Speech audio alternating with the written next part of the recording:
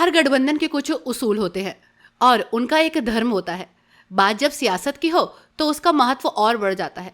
सियासत में जब कई दल विचारों के तालमेल के आधार पर आपस में गठबंधन करते हैं तो फिर गठबंधन के धर्म का पालन करना हर सियासी दल का कर्तव्य होता है। लेकिन महाराष्ट्र विधानसभा चुनाव में कुछ अलग ही खेल चल रहा है। गठबंधन में शामिल दल ही एक दूसरे के खिलाफ उम्मीदवार उतार रहे हैं और इसे दोस्ताना मुकाबले का नाम दे रहे हैं।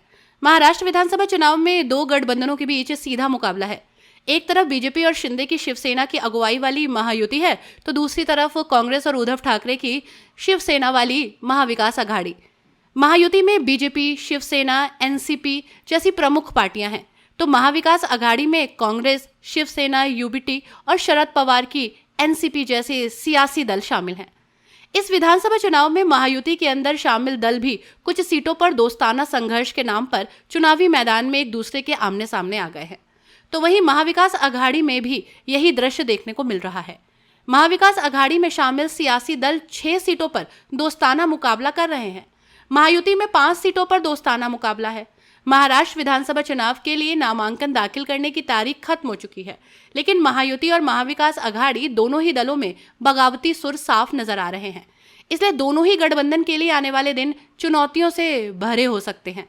दोनों ही गठबंधन के नेताओं को बागियों को मनाने के लिए मशक्कत करनी पड़ सकती है।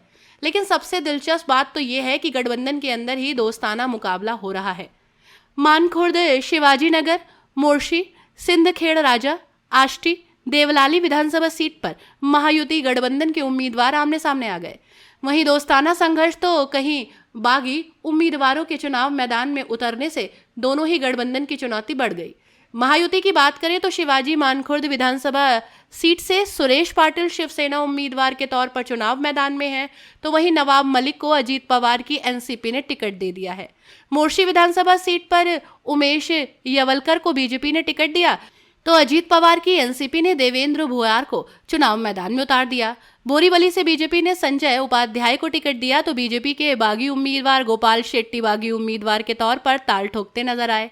नावगांव से सुहास कांडे शिवसेना के टिकट पर लड़ रहे हैं, तो एनसीपी के समीर भुजबल निर्दलीय के तौर पर ताल ठोक रहे हैं। तो वहीं देखना दिलचस्प होगा कि ऊंट इस बार किस करवट बैठता है।